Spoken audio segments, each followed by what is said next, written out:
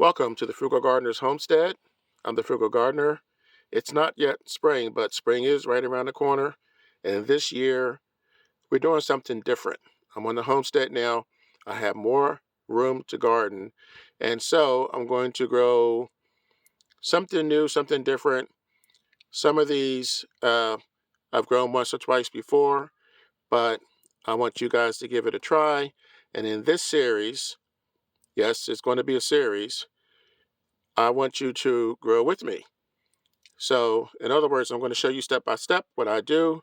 And this is the first three that I am recommending that you grow. I mean, aren't you tired of the same old boring seeds, boring plants every year, boring fruits and vegetables?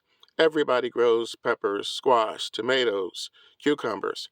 But lavender, you might say, well, it's not a fruit or a vegetable, but you can make lavender tea. The reason why I'm growing lavender is primarily to ward off the animals.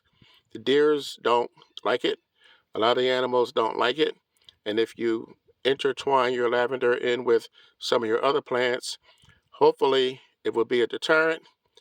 Lavender is very popular now. People use it to, well, you can make tea with it. You can make soap, perfume, candles. There's a lot of things you can do with it, essential oils. So I've grown it before, but I'm going to be growing a lot more of it this spring. And the second thing on my list is the yellow Dow hybrid watermelons. The reason why I chose these, I've never grown them before, but as the label indicates, they're yellow. These are small. They're round. They're about 5 to 7 pounds. And the best part is that they mature in about 70 days. So this is still February. If you start these indoors about 3 or 4 weeks before the last frost, then you can plant these in most regions. I'm in 7A, which is formerly 6B. It was recently changed. At any rate, if you start these 3 or 4 weeks early, you can get these in the ground by mid-spring and harvest them early summer, which will give you room to plant something else. So the third one on my list today is really unusual. I have grown this before, and yes, if you guessed peanuts, you guessed right. These are obviously uncooked, out of the shell peanuts. That's what you use to grow more peanuts.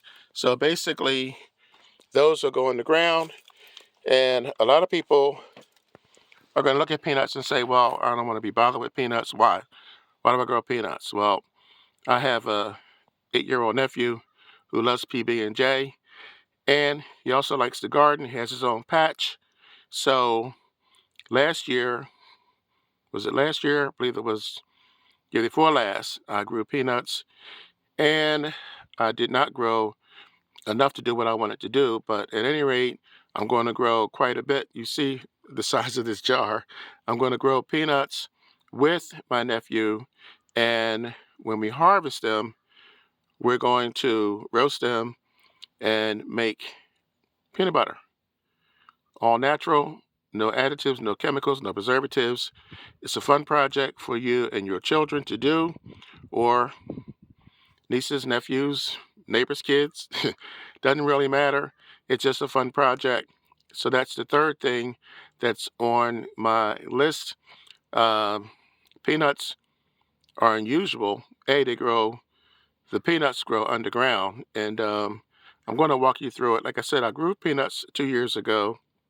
I'm going to grow them again this year. So these are the first three items that I'm going to grow that's not on the dull, boring list.